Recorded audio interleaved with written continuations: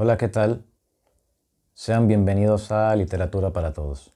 En el día de hoy hablaremos sobre el primer existencialista en la lengua castellana, o en todo caso, el primer existencialista de las letras latinoamericanas. Hablo, por supuesto, del escritor uruguayo Juan Carlos Onetti. Juan Carlos Onetti hizo parte del boom latinoamericano. Sin embargo, no fue tan conocido como lo fueron García Márquez, como lo fue Juan Rulfo, como lo fue Julio Cortázar o Mario Vargas Llosa. Según Vargas Llosa, admirador de la obra de Onetti, quien le dedicó un ensayo, considera que la obra de Onetti no llega a un público tan vasto, por lo depresivo que es, y también por la exigencia que demanda su prosa. A medio camino entre la poesía, la filosofía y el existencialismo. Onetti, autor de obras notables como Los Adioses, La vida breve, El astillero y el cuento terrible y hermoso, tan triste como ella, se erige hoy por hoy como uno de los grandes artífices de la literatura latinoamericana. Y es para mí un gran honor y un gran placer hablar de Onetti. Hablar sobre la obra de Juan Carlos Onetti siempre entrañará un misterio tan delicioso como insondable. Un hombre de pocas palabras, tan irónico como profundo, escribió una obra dividida entre novelas, cuentos y unos pocos poemas, atravesados no solo por una sordidez tristísima, sino por una poesía y una hondura pocas veces logradas en la lengua española o en cualquier lengua. De él se ha dicho que es un existencialista, de los pocos en la lengua castellana, un pesimista o bien, por momentos, un nihilista, un creador de escenarios poblados de hombres y mujeres grises que solo aguardan la derrota. Sin embargo, aunque todo esto bien puede ser cierto, la verdad es que ninguna clasificación le haría justicia a la obra onetiana, ni siquiera la impetuosa reseña de Mario Vargas Llosa, que se refirió a Onetti como un modernista, acaso el primero en América Latina, que, con su novela El Pozo, de 1939, introdujo en la narrativa latinoamericana una irrupción de lo moderno, una ventana de nuevas posibilidades que, sin embargo, fue largamente ignorada. Juan Carlos Onetti se erige sobre toda clasificación. Onetti, al igual que Faulkner, quien fuera una de sus influencias literarias junto con Sartre, Camus, Céline, Proust, Hemingway, Joyce y Dostoyevsky, entre tantos otros, creó una ciudad propia, tal como Faulkner creó a Yoknapatagua. Onetti, una vez que Buenos Aires y su natal Montevideo se hubieron agotado para sus historias, decidió crear una ciudad nueva, acaso una combinación de ambas, donde su mundo de derrotas y héroes vencidos pudieran echarse a morir bajo el aire del sur y del Río de la Plata. La ciudad creada por Onetti, o bien por Juan María Brausen, protagonista de La vida breve, sería llamada Santa María, ciudad inventada en soledad, ciudad creada en sueños, materializada por una inútil pero invencible gracia de querer ser. Así lo narra un fragmento de La vida breve. Fue entre este periodo y el siguiente cuando se me ocurrió, vaga, sin ecos, viniendo y yéndose, siempre superficial como un capricho de primavera, la idea de matarla. Ni siquiera eso, tal vez apenas la distracción, el juego de imaginarla muerta, desaparecida, de empujarla con un movimiento suave de mano hasta su origen, su nacimiento, el vientre de su madre, el atardecer previo a la noche en la que la engendraron, la nada. No está. Ese lugar que ocupa en el aire de la habitación ha quedado vacío. Lo que creo encontrar de ella en mi memoria pertenece a la imaginación.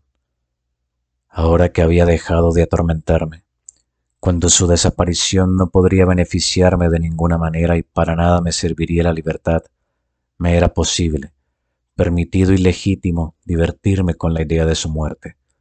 Crear un gracioso y enlutado Juan María Brausen, que hacía de tripas corazón, que sobrellevaba con dignidad su desgracia. No se dejaba abatir por el destino, Descubría las dulzuras del sometimiento y la resignación. Se inclinaba sumiso y penitente ante los designios que no le era dado sondar. ¿De dónde salió este escritor tan misterioso como disruptivo? Apenas podemos referirnos a los datos biográficos, reconociendo que su vida interior al menos, fue mayormente desconocida incluso para quienes fueron cercanos a él, como Dolly, su esposa, e Idea Vilariño, el gran amor de su vida. Sabemos que nació en Montevideo, Uruguay, el 1 de julio de 1909. En sus propias palabras, su infancia fue feliz, sin padecer el abandono y la agresiva soledad de sus personajes. Estudió Derecho, pero abandonó los estudios para dedicarse al periodismo, viviendo alternativamente entre Buenos Aires y su natal Montevideo, haciendo del Río de la Plata su propia inmensidad, quizá su propia soledad reflexiva desde la cual crear. En sus primeros andares literarios, en la intermitencia de su oficio como periodista y redactor, publicó con 24 años, en 1933, su primer cuento, Avenida de Mayo, diagonal, Avenida de Mayo, en el diario La Prensa de Buenos Aires. En este primer cuento ya se encontraban los perfiles y el tono con el que Onetti escribiría en décadas posteriores. La soledad, un hombre que deambula por el centro de la capital argentina, mezclando recuerdos con sueños, la conciencia alienada de una vida fracasada, la necesidad de inventarse otra vida, de ser un otro, tal como lo muestra este fragmento. Cruzó la avenida, en la pausa del tráfico, y echó a andar por Florida. Le sacudió a los hombros un estremecimiento de frío, y de inmediato la resolución de ser más fuerte que el aire viajero quitó las manos del refugio de los bolsillos, aumentó la curva del pecho y elevó la cabeza en una búsqueda divina en el cielo monótono. Podría desafiar cualquier temperatura, podría vivir más allá abajo, más lejos de Ushuaia. En cuanto al fraseo estilístico de la prosa, se encuentra ya la influencia de Faulkner. Sin embargo, esta no es imperante, pues Onetti ha sabido imprimirle un estilo propio, una soledad en ciernes que sólo le pertenecería al uruguayo. De este modo, Onetti no aborda el flujo de conciencia de Faulkner, de Joyce ni el de Virginia Woolf, pero logra proponer un diálogo del yo, una salida en sí y hacia sí, un hombre que mira al mundo sin poder nunca entrar en él, no quedándole más remedio que la lentitud de hablar consigo a través del recuerdo y las ensoñaciones.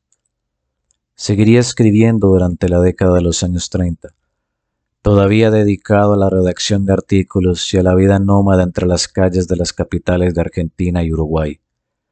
De este tiempo data la escritura de una de sus más bellas novelas cortas, Tiempo de abrazar, la cual solo sería publicada mucho después, en los años 70. En 1939 publicaría El Pozo, su primera novela, la cual supone, según Vargas Llosa, la irrupción de un modernismo en América Latina, una manera de narrar nueva. Yo preferiría llevarlo hacia otras lindes, no necesariamente hacia el modernismo, sino hacia el existencialismo, hacia la tendencia propuesta simultáneamente por Jean-Paul Sartre y Camus, que tanto influiría en Occidente. Es preciso resaltar que la obra de Onetti es una de las más tempranas, si no la más temprana en su totalidad, del existencialismo en toda regla en la escritura latinoamericana. Como dato a tener en cuenta, La náusea, escrita por Sartre, había salido publicada apenas un año antes, en 1938, y El extranjero de Camus sería publicada solo en 1942. Estas dos novelas se consideran en buena medida la piedra angular del existencialismo como propuesta filosófica y estética. No deja de llamar la atención que Onetti, quien muy probablemente no haya leído La náusea todavía, escribiera una obra tan en línea con las temáticas y preocupaciones existencialistas. El Pozo, protagonizada por el monólogo de un hombre, Eladio Linacero, mira la existencia con escepticismo evadiéndola mediante ensoñaciones, fallando en contarse a sí mismo la historia de su vida y, desde este mismo fallo, tratar de hacerse otra. La idea de otra vida, de la necesidad de inventarla, se esbozaría entonces en el pozo, como antes lo hiciera en Avenida de Mayo, diagonal Avenida de Mayo, y en su relato de 1936, El posible Baldí, para tomar una forma definitiva y ambiciosa en la vida breve. Durante la década de los 40 continuaría desempeñándose en la soledad de la escritura y de su oficio, dejando madurar lenta, pero concienzudamente, su prosa y su intención narrativa. De este modo, en 1950, publicaría su primera obra maestra, La vida breve, de la que tanto hemos hablado hasta el momento, en la cual un hombre, Juan María Brausen, redactor venido a menos, debe cuidar a su esposa, mutilada a causa de una mastectomía. Alguien a quien no ama ya, alguien a quien quizá nunca amó, alguien con quien ya no puede conversar. Está a punto de ser despedido de su trabajo, y no se le ocurre una mejor salida que escribir un guión cinematográfico para ser puesto en venta. Así nace el Dr. Díaz Grey, personaje recurrente en cuentos y posteriores novelas de Onetti. Esta soledad lo lleva a imaginar otras vidas, la de su vecina, quien es prostituta, la de uno de los hombres que la visita, Arce, y del que tomaría su apellido para hacerse a sí mismo Juan María Arce. Desde la quietud y la sordidez de su apartamento, Brausen Arce se desdibujan en uno solo mientras el Dr. Díaz Grey toma vida, al igual que la ciudad de Santa María, creada por Brausen, inventada por él, nacida de su vida derrotada. Pronto el lector se da cuenta que tanto Díaz Grey como Santa María son realidades innegables, tan certeras como de que existe Buenos Aires, como de que existe Montevideo. Este fragmento vendría a ser un atisbo de esta creación. Quería estar allí, oír los murmurantes y respetuosos de las pausas, ser yo mismo, Díaz Grey, encogido y titubeante junto al escritorio. Ser el joven médico de guardia, con las tranquilizadoras manos largas, la sonrisa animadora y fría. Ser la habitación y estar fuera de ella.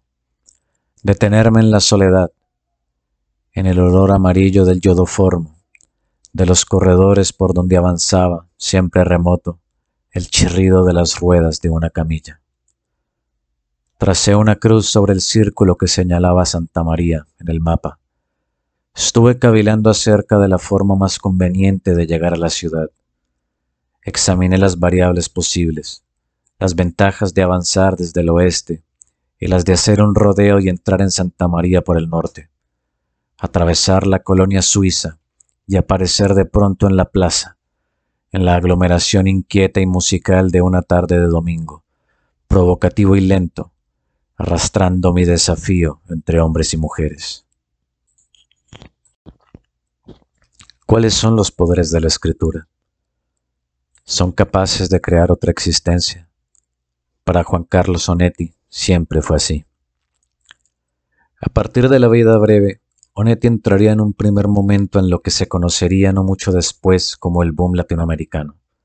Sin embargo, esta primera obra maestra, aunque elogiada por la crítica, no sería igualmente valorada por el público, acaso fuera por su inusual complejidad estilística y temática. Durante los años 50 se desempeñaría como director de bibliotecas municipales en Montevideo y como colaborador de la revista Sur, dirigida por Victorio Campo. Fue por estos años, concretamente a principios de la década del 50, en donde conocería a la poeta uruguaya Idea Vilariño, con quien se amaría y detestaría por partes iguales. La relación con Idea trasciende a todas luces el ideario de una posibilidad anecdótica. La poeta uruguaya, a mis ojos, de lejos la mejor poeta que ha dado el Uruguay, influiría tenazmente en la obra de Onetti, quien, en 1954, le dedicaría otra de sus obras maestras, la novela breve, la poderosa y bella Los Adioses. Para Idea Vilariño, Juan Carlos Onetti era el último hombre del que debía enamorarse. Para Onetti, Ideas solo lo utilizaba para escribir, según sus propias palabras, esos poemas tremendos. Sea como fuere, la relación de ambos fue intensa, destructora y creadora, atravesada por los ardores oscilantes del amor y del odio. Poco importó que él estuviera casado, que vivieran en ciudades diferentes, que se dejaran hechos trizas el uno al otro cada tanto. Incluso, poco importaría su separación definitiva en 1961, pues volverían a verse en el 74, poco antes del exilio de Onetti en España. Seguirían queriéndose, acusándose el uno al otro de no quererse, sin poder dejar de pensarse, sin poder dejar de querer, ambos y cada uno a su modo, inventarse otra vida donde estar juntos fuera posible por fin. En los 60, habiendo conocido el amor y el desgarro, Onetti escribiría los cuentos, tan triste como ella y el infierno tan temido. Dos relatos insuperables en maestría narrativa, igualmente insuperables en términos de todo el dolor y la sordidez que pueden convocar. Es notorio el desamparo de tan triste como ella. Estaba de espaldas cuando dijo: ¿por qué te casaste conmigo? El hombre le miró un rato a las formas flacas, el pelo enrevesado en la nuca. Luego caminó hacia atrás, hacia el sillón y la mesa. Otra copa, otro cigarrillo, rápido y seguro. La pregunta de la mujer había envejecido, marcaba arrugas, se extendía en desorden como una planta de hiedra aferrada a un muro con sus uñas. Pero tuvo que ganar tiempo, porque la mujer, aunque nunca llegaron a saberlo ellos, aunque nunca lo supo nadie, era más inteligente y desdichada que el hombre flaco, su marido. No tenías dinero, no fue por eso, trató de bromear el hombre. El dinero vino después, sin culpa mía, tu madre, tus hermanos. Ya estuve pensando en eso, nadie lo hubiera adivinado. Y además, no te interesa el dinero. Lo que es peor, se me ocurre a veces. Entonces vuelvo. ¿Por qué te casaste conmigo? El hombre fumó un rato en silencio, diciendo que sí con la cabeza, dilatando los labios exangües encima de la copa. ¿Todo? Preguntó por fin. Estaba lleno de cobardía y de lástima. Todo, claro. La mujer se incorporó en la cama para verle enflaquecer la cabeza, endurecida y resuelta. Tampoco lo hice porque estuvieras esperando un hijo de Mendel. No hubo piedad, ningún deseo de ayudar al prójimo. Entonces era muy simple. Te quería, estaba enamorado. Era el amor. En el infierno tan temido, según las palabras de Juan Villoro, un hombre recibe por correo fotos sexuales y obscenas desde distintas partes de América. Se las envía la mujer que amó.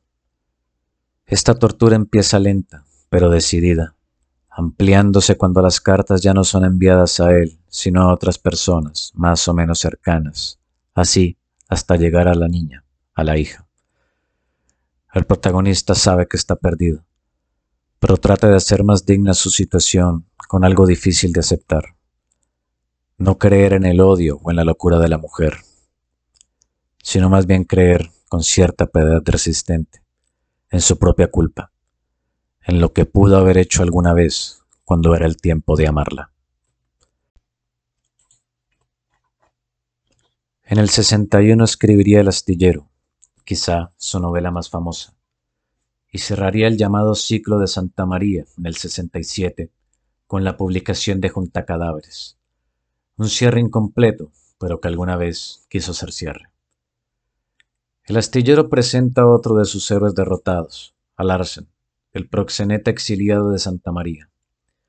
Busca recobrar la gloria, al menos la que alguna vez imaginó, y sea ese administrador de un astillero venido a menos, oxidado, desangelado en el olvido del río y de los fríos del invierno.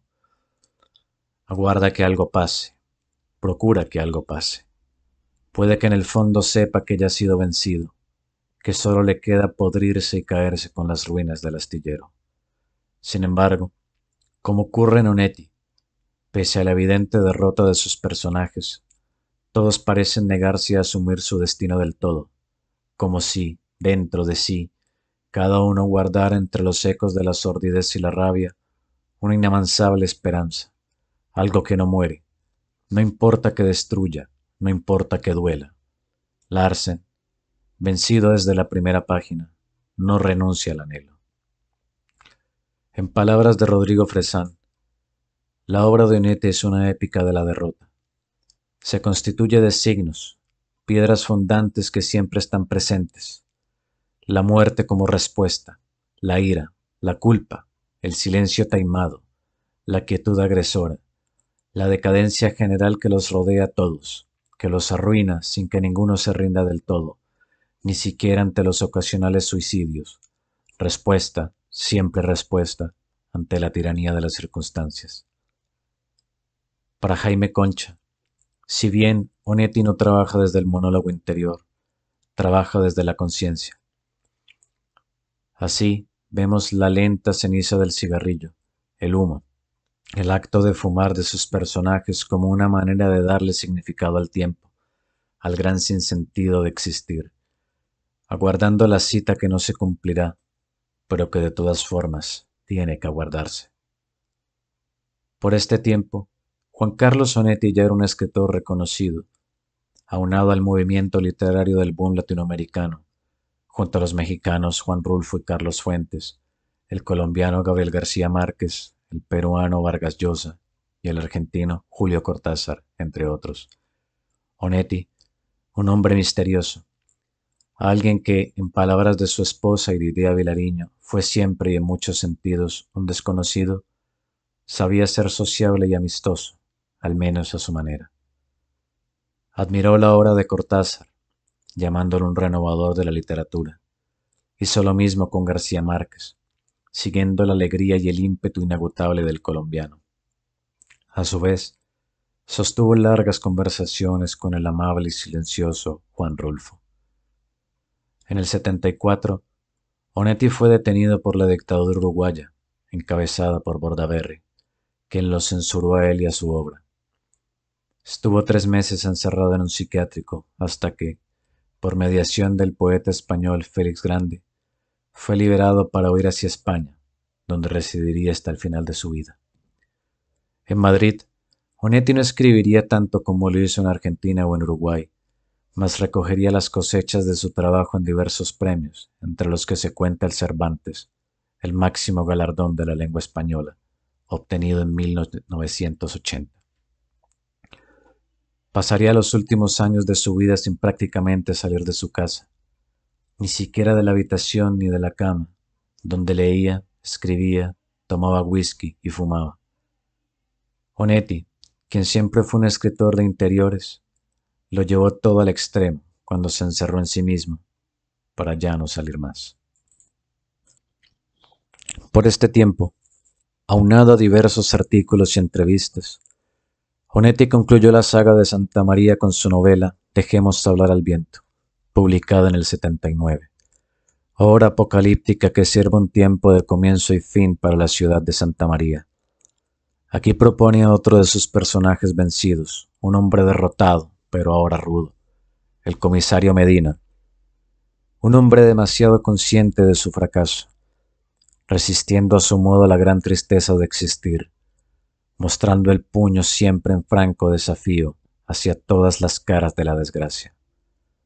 Así vemos su voz, triste y fuerte, todavía con rasgos de una enconada insolencia. No sé exactamente cuándo decidí aceptar irremediable la necedad humana. Santa María, la banda, el resto del mundo que ignoraría siempre. Abstenerme de contradecir. No sé cuándo aprendí a saborear silencioso mi total desavenencia con varones y hembras. Pero mi encuentro con Quintero Osuna, con su estupidez poderosa, con su increíble talento para ganar dinero, me produjo un desenfreno. Me obligó a aceptar con entusiasmo aquella forma de imbecilidad que él me reconocía, con elogios exagerados, casi envidiosos. Por eso dije que sí a todo, y agregué detalles, retoques, perfecciones. En 1993 publicaría su última novela, Cuando ya no importe. Un año después, en mayo del 94, Onetti moriría en Madrid con 84 años de edad. Onetti le ha dejado a la literatura un legado de reflexión, una épica de hombres y mujeres derrotados en los que subyace una esperanza combativa, aun en los recovecos más oscuros de cualquier circunstancia. Su estética del interior, la capacidad de dotar de belleza dolorosa los escenarios más sórdidos, llevándolo todo hasta el límite entre la poesía y la prosa, hacen de su obra un crisol de la condición humana en sus variables más oscuras. El destino se yergue sobre el mundo de Onetti, sobre Santa María, sobre todos los cuerpos que malviven en las resignaciones de la derrota. El destino invariable llega, pero, aún así, todos los personajes de Onetti, las prostitutas, los proxenetas, los contrabandistas, los alcohólicos, los policías corruptos y los suicidas, se hacen héroes en su propia épica de insubordinación silenciosa ante todas las tiranías, incluida la del dios Juan María Brausen, conocido por todos como el autócrata fundador de una ciudad viciada. Muy bien, estimados, esto ha sido todo por hoy. Nos encontramos en un próximo video. Espero que les haya interesado la obra de Onetti. Puedo asegurarles que no se arrepentirán si empiezan a leerla. No les mentiré tampoco, diré que al principio puede parecer difícil, puede parecer que se pierden. Pero recordemos también que la lectura no es una carrera. No debe haber ningún afán por leer más o menos que otros, o por leer determinados autores más que otras personas. Todo eso es una galimatía, algo ridículo. Si quieren interesarse en la obra de Onetti, háganlo con lentitud, disfrutando del viaje, como se hace con cualquier otra lectura. Hasta pronto.